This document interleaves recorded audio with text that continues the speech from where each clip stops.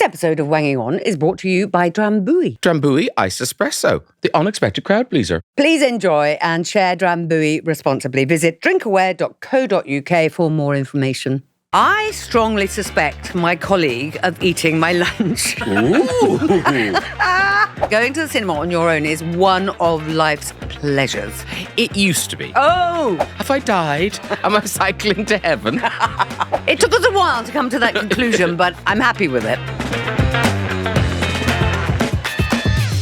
Hello and welcome to your weekly dose of Wanging On with me, Graham Norton, and that's Maria McCurlane. I'm Maria McCurlane. And basically, we listen to dilemmas and we try to help. That's the plan.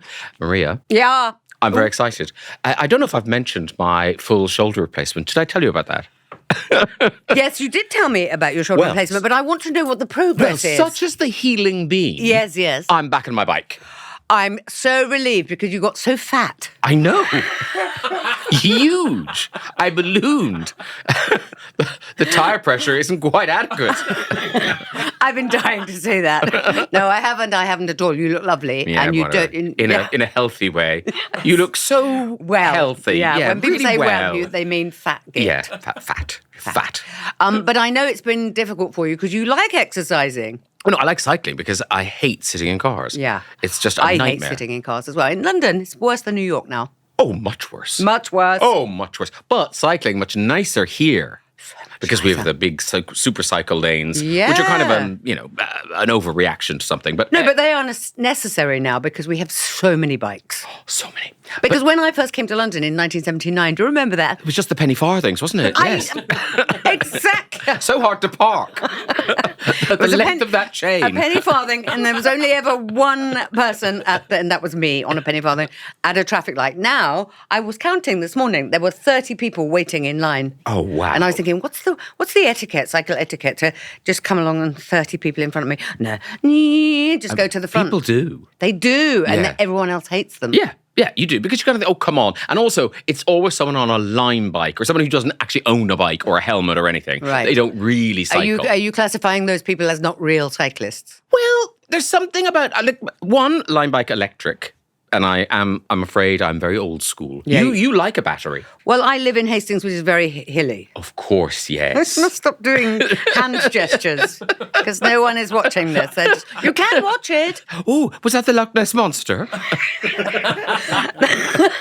It's a very difficult thing to negotiate on a bike, the Loch Ness Monster. Yes. But so I'm against but you like batteries because of the hills. I did feel like I was a fraud for a while, but I got over that quickly because it's so nice to go up a hill without having to put effort in.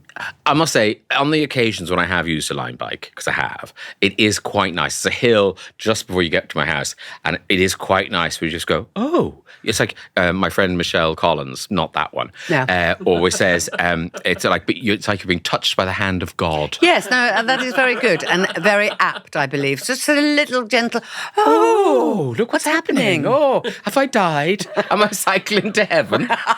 It's lovely. But also the other people that temporary Lime bikers are not very good at etiquette. I find the mammals, that's middle-aged men in lycra, are not good on etiquette either because they think they own the road just because they got a bit of lycra on their tired old flabby arse. And also, I often think, I look at them and I think, you've gone to all this effort and that's how fast you're cycling. It's really kind of, often they're quite lame. But also the mammals seem to think that if there's, well, I don't know, maybe it's the same to you, but if there's a woman in front of them or, I've got an electric bike now, so I'm going to be faster than they are, they've got to overtake. I mean, it's like take a day off of the testosterone tablets, guys, because then they go, get in front of you, and then they slow down. Because they're exhausted. They've used every bit of their energy trying to pass you out. Our hand of God, straight in front of them again. Yes, I think after I'm misjudged, people kind of think, oh, look at that old man, I'll pass him out. Well, they've misjudged me. See, you're very competitive. I'm a little bit. Yeah. I am a little bit. Don't ever wear lycra on your bike. No, I'd never do that. But I do have these special jeans for cycling. Well, you've got a little padded bit, haven't you, in your bum area? No, it's stretchy denim. Oh, stretchy denim. Yes, so for cycling or getting fat. so not cycling. Either way, they're Which perfect. one are you? Are you both of those things? Right now, I'm both. Oh, congratulations. I am winning. But of course, I did write a book about my bicycles. Yes, you did. It was fascinating. It was my bicycles. I'm carrying on. It was my bicycles through the ages. She began with square wheels. Quickly worked out that wasn't really the way. The mono bicycle in the circus, when I was in the circus. Of course. So all the different bicycles that I've had, in various areas of my life. It was a linking method, if you will, Graham, to tell stories about my life, my memoir, Bumps in the Road. And that's what we've got at the moment, Bumps in the Road. It's still available. It's still available. Can you cycle? Very much so. Can you? He's trying to say it didn't sell. It did very well. No, it did. It did incredibly well. Yeah. Yes. Can you cycle at night? I cannot anymore because of the potholes. Oh, really? Mm-hmm. Oh, well, that's Hastings for you. Yes. Here in London, we have lights to illuminate said holes that you cycle around. I don't feel they illuminate them well enough. I do have lights on my bicycle, but still can go down a sinkhole in a matter of moments. This morning, while I was stuck in traffic in a car, I was watching all the cyclists, and I did a sort of poll of how many helmet wearers there were. I came up with, I think I counted about 100, and there were 60%. Oh, is that many? Yeah. Or is that many without? 60% without? No, 60% with. Oh, well, that's more than I would have thought. Because I think... I was very bored this morning. Yes. No, but also I think helmet use has gone down. Oh. I think so. Because you can only ever travel at 3 miles an hour. And also, like even my helmet is collapsible, which seems like a... I really want you to demonstrate it. Well, it's a design flaw, I feel. It's something that's supposed to protect your head. It's great for packing away in your bag. Yeah, but you do have a collapsible head as well, don't you? I do now. It's quite good. Time to pull a break on our bike chat. Oh, I like what you did there. Thank you very much. Yeah, we're going to solve some dilemmas. This week's slice of Wanging On is brought to you by Sky. And you know what that means, Maria? What? A bonus dilemma. Ha-ha. And we asked our wangers if they had any Christmas film-related dilemmas. Quite niche. So what do we get? Yeah, well, I've got an envelope here, Oh, marvellous. as it happens, and I will read it to you forthwith. Okay. Dear Graham and Maria, this feels like such a first world problem compared to the other dilemmas you've been wanging on about on the pod.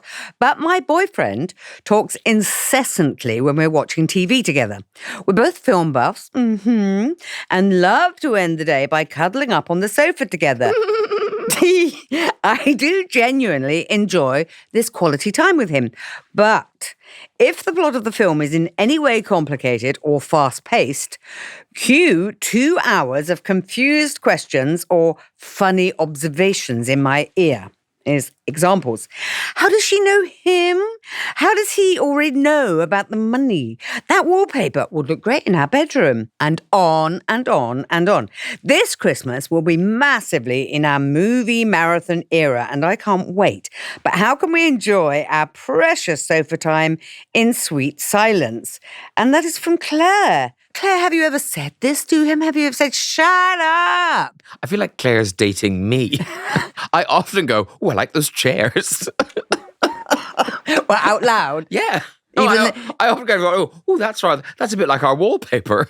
But I think, look, what you have to get used to... We used to have that phone. If you're watching it with somebody else, you have to get used to Googling things on your own. If you really want to know what else somebody's been in or what the plot is or something, because, it's just maddening. Yeah. And people do it in the cinema. That is the thing. But I think, here's the thing. If he can't follow the plot, then get Claire... a new boyfriend. Yeah, Claire, you're dating a moron. So I wouldn't, because... films really do explain the plot now. Yeah, and big time. Do you know, if you watch films now, there's a thing, there's a lot more plot spoken in films now. And it's because... Exposition, I believe that is called. Yeah, but they do it because they know that people will be on their phones. They know that people aren't watching. So you've got to explain the plot out loud. Someone's got to tell you what's going on. And once you know that, you do hear it a lot more in films. But also we can stop, if you're on your phones, just going, ooh, the WhatsApp chat from next door. You can stop and then just whiz back. Yeah, you don't bother though, do you? Because you've got to think, I'll follow along. Unless you're Claire's boyfriend, who's totally lost. He's no idea. I've kind of got a soft spot for Claire's boyfriend, but also that is really maddening. But I'm with you. It's not a big deal to say, let's have some ground rules. When we're watching films, if you need to go to the toilet or get another drink, we pause. Yeah. And then we have a little chat while we pause. But then once we press play again, Yeah. zip it. Zip it, chuck it, right? Yeah. All right, zippy. Yeah. And then we'll press pause and then we'll have an argument for 10 minutes and then we'll make some new drinks. I mean, it is that simple, really. But I think it's easier when there's only two of you. If there's more than two people watching, we get into a situation where, somebody wants to know what else he's been in. But then you have ground rules. Yeah. But I mean, people find it impossible to stick to the ground rules. Yeah. But at least you can tell people to shut up. If you've established, right, this is a no talking zone. If you want to go to the toilet, put your hand up and we'll pause. But I think, Claire, I think the fact is you both really like movies. So I think he will understand that you like to watch movies in a particular way. I don't think Claire's being too demanding here, is she? No. I mean, it does feel like it's a relatively new relationship, though. But these are the things that make or break relationships. Oh, in 2 years, she'll be stabbing him with a fork while they watch a film. Yeah. He'll be under the patio. How did I get here? Yeah. Wait a minute. What was I in before?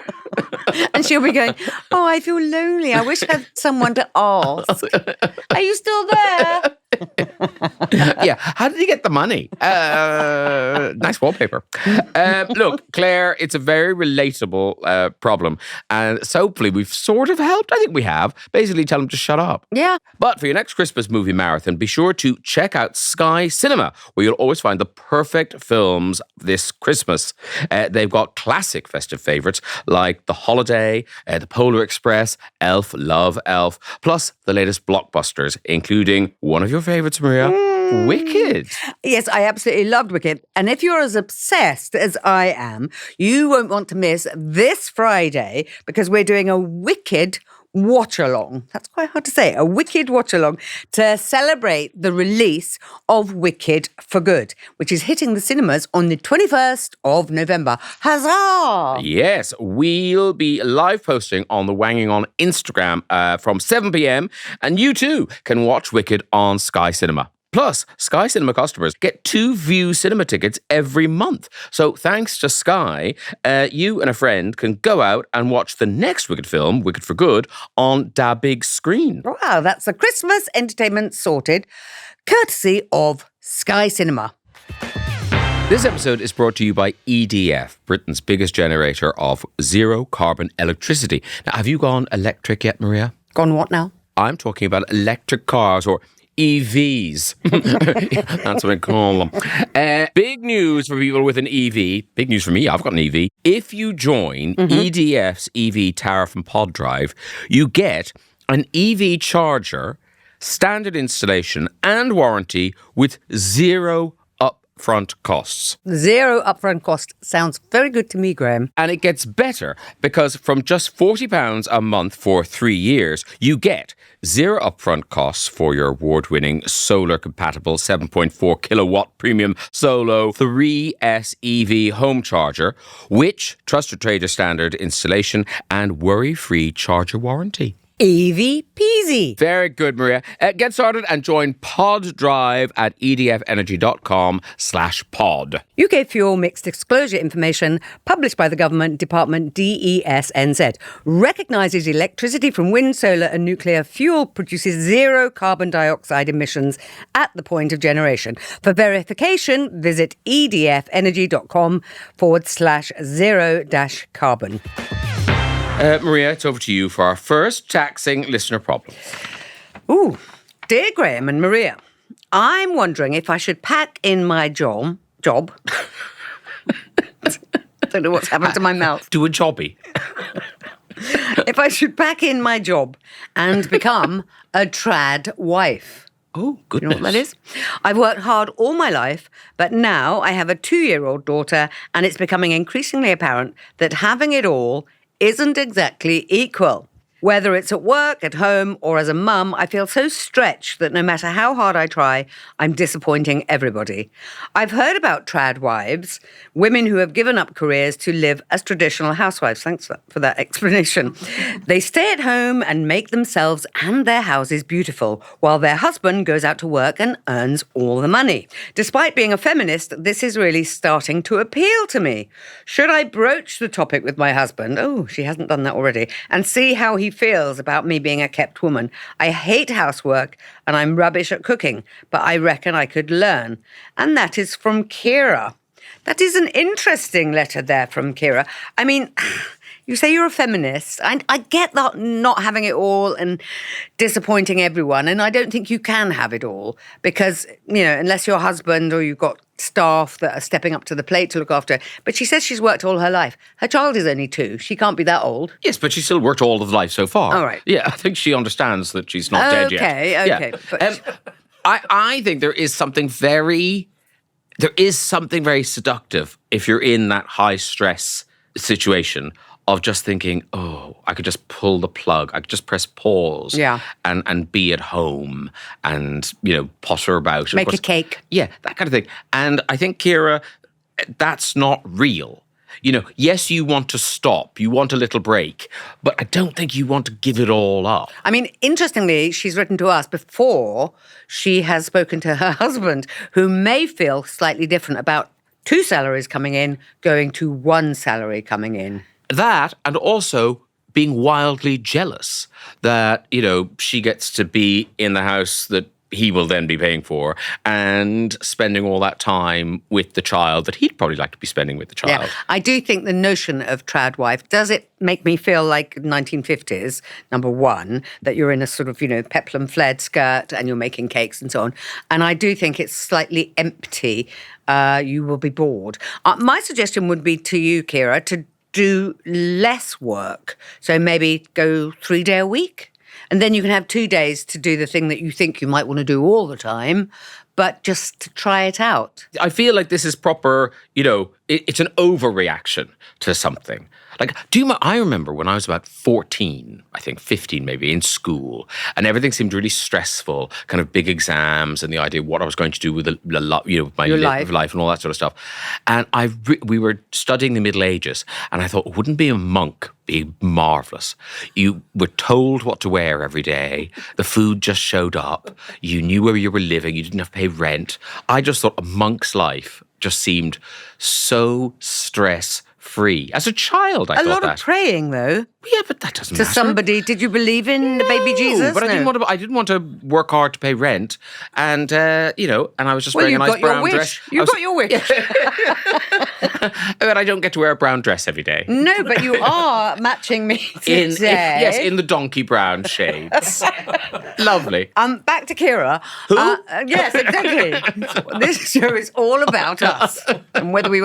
I mean, obviously you're thinking about the patriarchy here, Kira, and the fact that you have to do all the childcare, you have to make the meals, you have to do this. So I think I would like to have a word with your husband and find out what he's doing and if he's helping you, taking some of that pressure off. But it's extraordinary. Whenever you talk to people who are in kind of straight relationships, that division of labour, even now in 2025, when, even the women who've married someone are totally on board and yeah. There's still something that when it comes to it, the man will sort of be looking around the kitchen going, I wonder when the food's going to be here.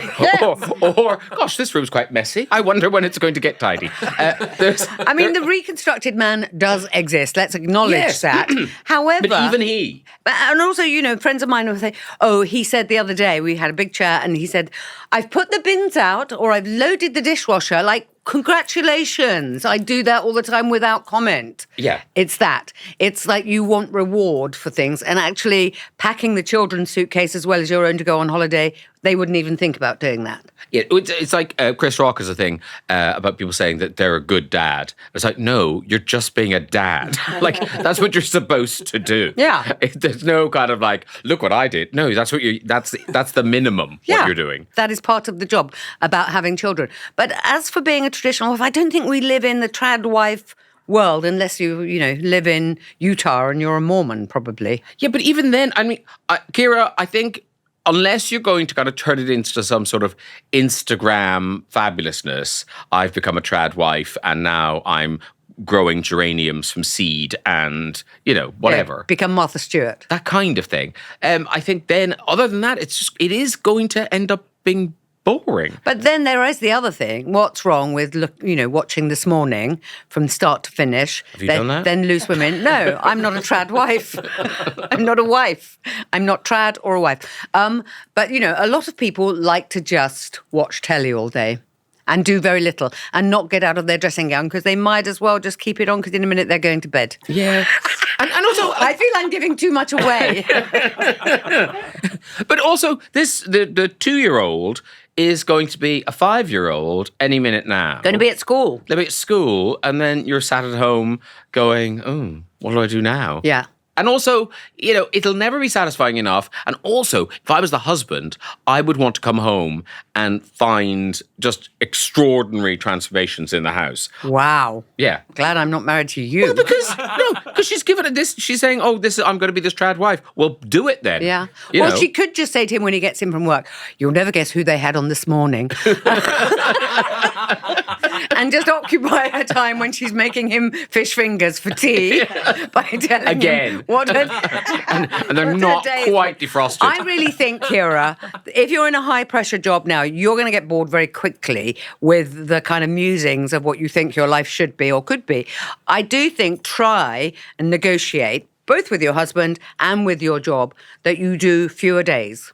And also talk to your husband. If your husband knows this is how stressed and anxious you are about all the things you've been given to do all the time, I think that might be his wake-up call to go, oh, actually, I have dropped the ball at home a bit and I should be doing more. And, and then that might ease some of this as well. Yeah, he doesn't get much of a mention, does he? Other than I haven't discussed it with him yet. Well, no, she does say it isn't exactly equal. Life is not equal, and really that's been. But it could be more equal. Yes, it could be more equal. And I feel like he needs to know that Kira's that unhappy, because I think that might be surprising to him. Yeah. He may not know that that's the situation. Yeah. And he should. Anyway, Kira, Instagram everything of all your cakes that you made and all the things you planted in the garden and send us pictures. Please. A reminder, by the way, you can have early eyes on these problems by emailing wangingon@listen.co.uk. These wangers have, and here are the responses. Maria, read aloud, please, I beg you. I am about to. Jenny says, I did it. I lasted a year. I was bored to tears and went back to work 4 days a week. It depends what's important to you, but I need to feel motivated and part of a team. I think listen to Jenny. Kira, listen to Jenny. Sandra says, why is there such stigma attached to women who stay at home? I haven't had a job for over 20 years now.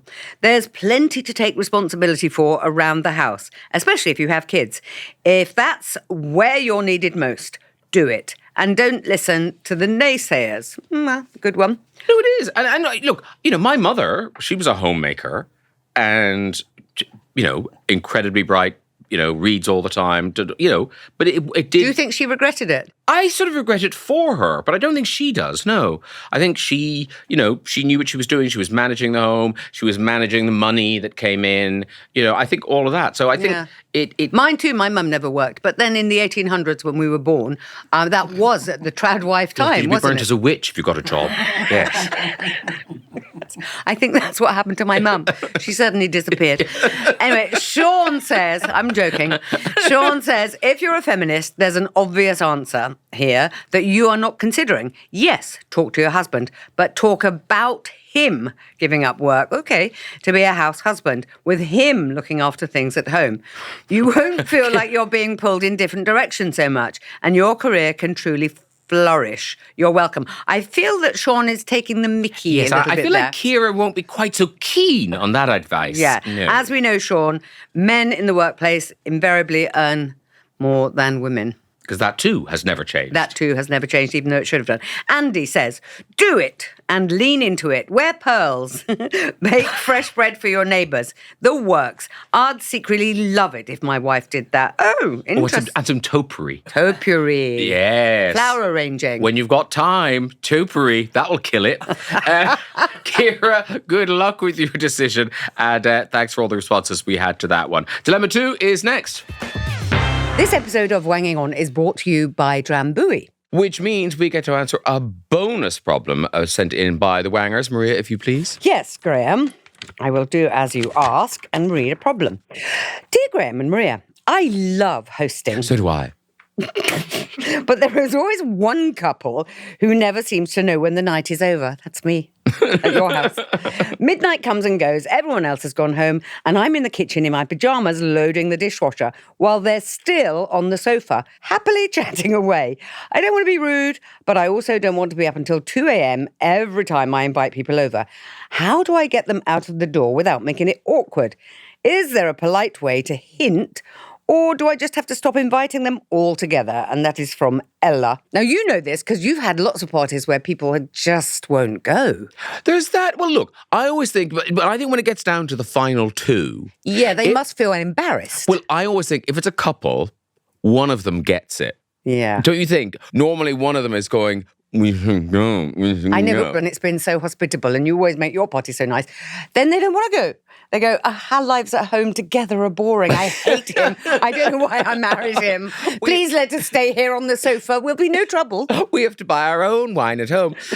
I feel like I honestly think we're all grown-ups. Well, I don't know how old Ella is, but she's got a dishwasher, so I'm thinking, this is a functioning adult. She's a responsible adult. Yeah. She knows how to load a dishwasher, or does she? And she wears pajamas. Yeah, I mean, come on. So I think, as responsible adults, you're allowed to say to these people, oh, God, it's been so fun. I hate to be this person, but I've got to be up in the morning. Do you need me to get you an Uber, or are you going to, have you got your own way home? I'm recognising this speech.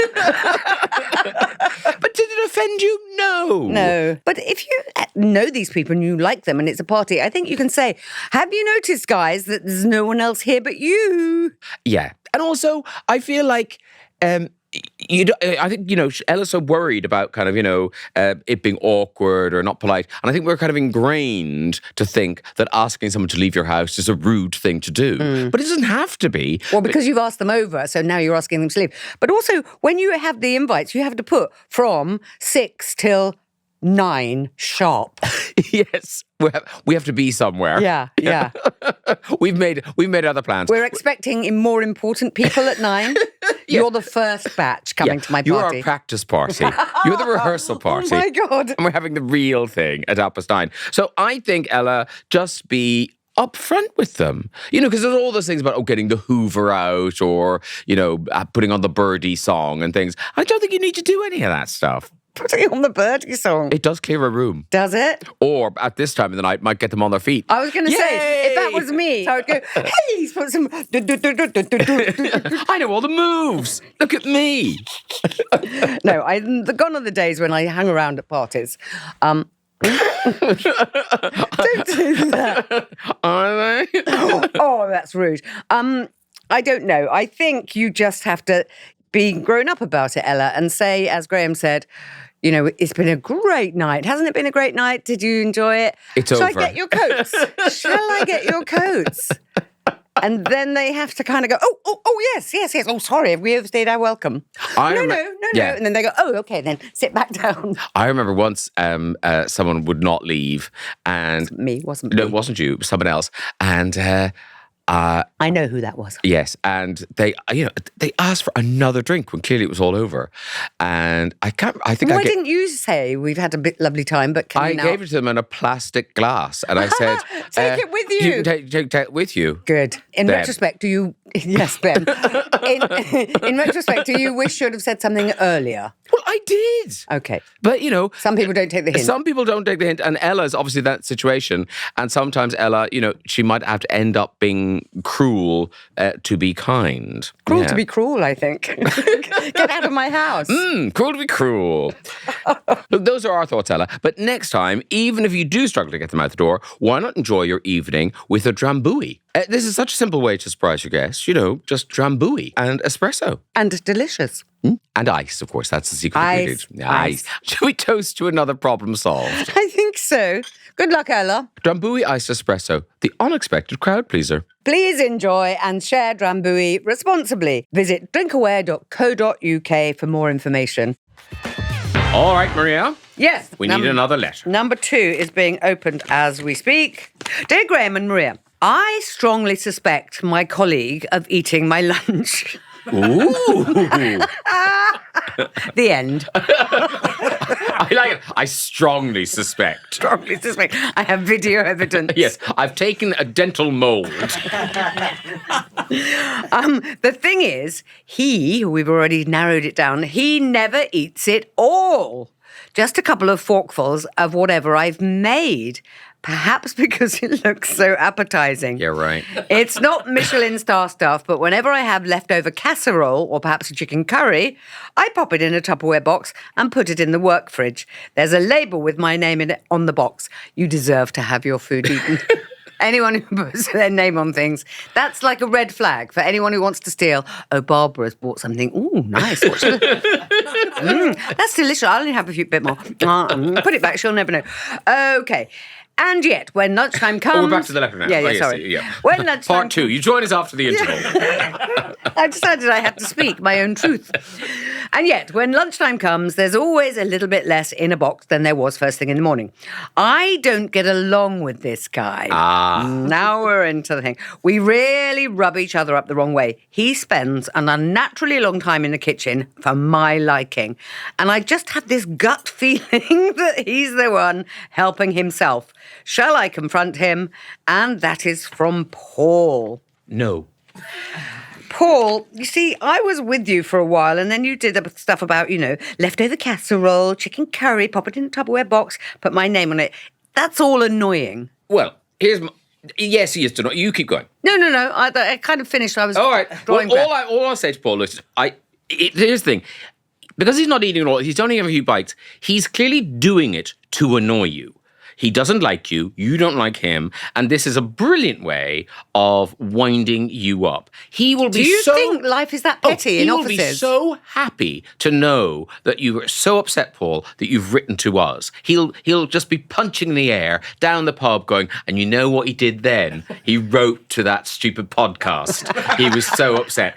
And Paul, all you need to do, it's such a no-brainer, like you make it, you're bringing it from home, like whatever's in there, it won't go off sitting in your desk drawer. For a couple of hours. For a couple of hours. Just don't put it in the fridge, don't bring it to the kitchen and eat it all yourself and then you can shut up about it. Yeah. Or the other thing is you could do all what you're doing and, casserole or some curry and then you add some rat poison. No, Maria. No. I shouldn't have said that out loud. I should have just thought that. Yeah. Okay. And also, that's when Paul discovers, it wasn't him. What I meant to say was, try this, Paul. Do all the things that you're doing, casserole, curry, Tupperware box, gaffer tape around the thing so that you can tell if it's been opened. Okay. Is that going to stop somebody? No. Why? Because he's doing it to annoy him. He might be really hungry. No, he only eats a little bit. He might have food issues. Yes. And also, maybe it's not as delicious as you think, Paul. Otherwise, he'd be finishing it, wouldn't he? Yes. If he was clever, he would just take the whole box and eat it and then destroy the box. And then when you say, has anybody seen my top? No. No. No, Paul, just keep the lunch with you. The fridge element is totally pointless. You're not going to get food poisoning for literally sit out for a couple of hours. But Paul is going to say, look, we've got a fridge. I bring my own lunch in. I go to the effort of making my own lunch for me. Why shouldn't I be able to put it in a fridge? Why can't I trust my colleagues at work not to touch things with my name on in my Tupperware box and my chicken curry? There is a point to that. I see that. There is a point, but the problem is Paul is such an amazing chef. And You've taken a gin, Paul. The food looks so amazing. People can't resist. So I think he must be kind to others and hide it from them in his desk drawer. What about this, though? I just think of one more example. Okay, yes. You do the thing with the Paul. Yes. And then whatever this man's name is, who's doing this, you make another little Tupperware box with his name on it. Oh. Do you see? Mess with his head. Yes. Or get a really realistic fake finger and stick it into it. See, now you're coming along to my rat poison idea, aren't you? No, not rat poison. No, a plastic finger. There's a world of difference. I was joking about rat poison. Don't ever do that. Paul, I do think I want to know what happens. Yeah, I think this is very easily solved. You absolutely do not confront him about it because then the guy has won. The guy has won. Your lunch You're just very Machiavellian in your Well, no, approach because here. this guy, he's not doing this to anyone else. I know Paul's food is delicious, but it's doing it to Paul. So, Paul, remove the problem, put it in your desk drawer, and that's the end of it. Yes, and find a way to rub him up the wrong way that, we don't know about yet. I think you can get some revenge here, Paul. We don't know. They're obviously not very busy at work, is all I'm saying. Yeah, because he's in the kitchen eating other people's lunches. He spends too long in the kitchen, this man. Actually, maybe he's eating just a little bit of everyone's lunch. That could be Yes. true. What about if you put a notice round that you do in offices, you laminate something that you've typed? Laminate. Do you still own your laminator? I do. I still have a laminator. There's not much left in my house that hasn't been laminated. I attempted to laminate the puppy, but that didn't work out so well. You put a laminated form up in the kitchen saying, due to people eating stuff from the fridge that isn't theirs, we have installed a camera. Oh. Yeah. And is a laminator cheaper than a camera? Well, you can get pretend fake cameras. Those cameras are so cheap now, Maria. Oh, are they? Yeah.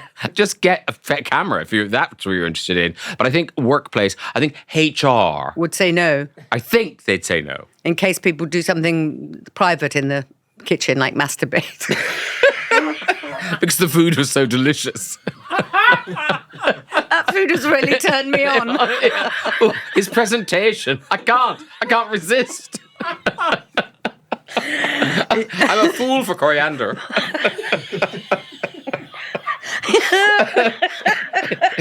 Yes. Sorry. Yeah, so yes, we're not putting a camera in the office. No, we can't. No. I don't know if you're allowed. I think that's privacy things, isn't it? But Yes, you could but then pretend. how did they see that guy, the MP, kissing the woman in the office? Matt Hancock. Matt Hancock. How did they see that? There are cameras there. Yeah. So why don't you get a job in the government? Become an MP and invite the man who rubs you up the wrong way to become an MP too. Yeah, and then see if he's eating your lunch. Well, I think we've solved that. I hope we've helped, Paul. It took us a while to come to that conclusion, but I'm happy with it. Listen, I'm sure our wangers have been keen to weigh in on this one. What are they saying, Maria? I'm still laughing. Okay. Love that food. Now, stop it. Jill says, just make extra. I said that, Jill. Take it as a compliment that he loves your cooking that much. Oh, Jill has a lovely life. Yeah. She's a trad wife. Batch cooking. I'm batch cooking. Yes. Don't stop me. So much time on my hands. Ryan? Yes? He's only sent us a voice note. Get out of here. One word, laxatives. A greedy goose who lays so many golden eggs in the afternoon, he never so much as cast a salivating glance in your grub's direction ever again.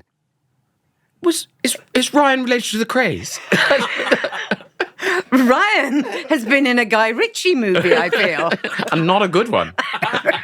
Are there? Oh, I'm going to write in and complain about Ryan's pretend accent. He was disguising his voice, I feel. And also, don't do that, because then you become the villain. Yeah, don't do that. Yeah.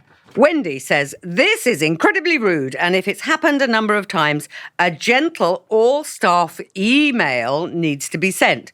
Just kindly remind everyone of kitchen etiquette and ask that whoever it is, in inverted commas, stops eating your home-cooked dishes. Oh, Wendy, Yeah, no. no. That is just going to be a feeding frenzy. Yeah. You've got to find notes. Feeding frenzy. Yeah. But it will be a feeding frenzy. Yeah, yeah. Because people will just got Everyone to go, yeah, all right, we'll all eat your stupid I'll lunch. show him. Yeah, now there's none left. How'd you like that? Jack says, you don't actually know if it's this guy or not, hence my camera idea. You just don't like him. You need to start hovering in the kitchen more yourself. Then whoever is doing it will get the message and stop. Or wishful thinking. Yes. Yeah. And also, then you'll just be sacked because you're never at your desk. You're in the kitchen all the time. Hovering. Yeah, hovering. What are you doing here? Hovering. Paul, what a dilemma. I'm sure we've helped. I'm sure we have. It's been a very, very productive day, Graham. It really has. Right. Just time before we finish with this week's Am I Weird? For the last time today, take it away. Hi, Graham and Maria. Am I weird that I go to the cinema by myself once a week? It's bliss. usually on Friday evening. The more I've done it, the more annoying I find it to go with a friend sat there rustling and munching next to me. And that is from Alex in Birmingham. Alex in Birmingham, I'm going to categorically say you are not weird for going to the cinema on your own. I think it's a really lovely thing to do. I don't know about, rustling and munching and so on, but it's what did he say? I hate that when you go to the cinema and somebody's next to you go, what did he say? Yeah. Or what's he been in? Yeah. Or, is that the one that was in the car?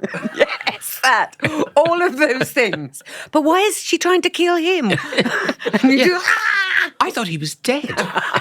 So, I don't know if Graham feels the same, but I think going to the cinema on your own is one of life's pleasures. It used to be. Oh! I think audiences have just got terrible now. Whenever I do go to the cinema, I'm always kind of shocked by the amount of people on their phones through the whole film. Not noisy or anything, but your eye, you're there Caught by the because screen. you're there because I want to see this on a big screen in these perfect kind of surroundings.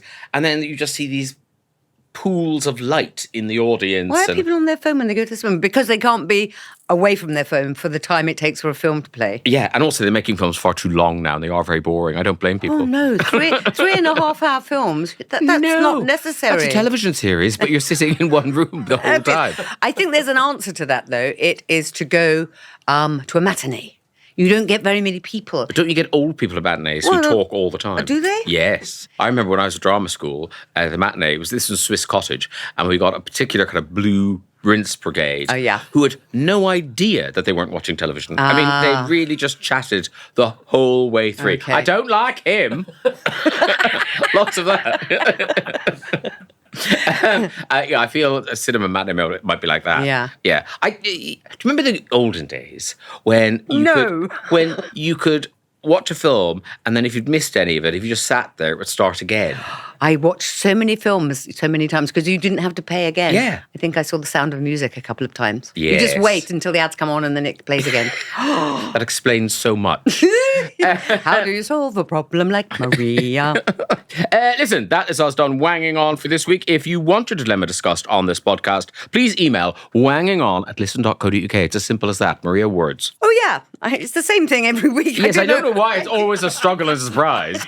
It is always the same You'd think thing. I'd know it off by heart by now. Yes, you would. Yes. And do remember, if you need genuine expert help with any of life's dilemmas, you could do a lot better than the two of us, quite frankly. There's more information on our Instagram. Find us at Wanging On. You really lifted that off the page. It was lovely. Wanging On with Graham and Maria is a Listen production. We'll see you next time. Bye-bye. Bye-bye.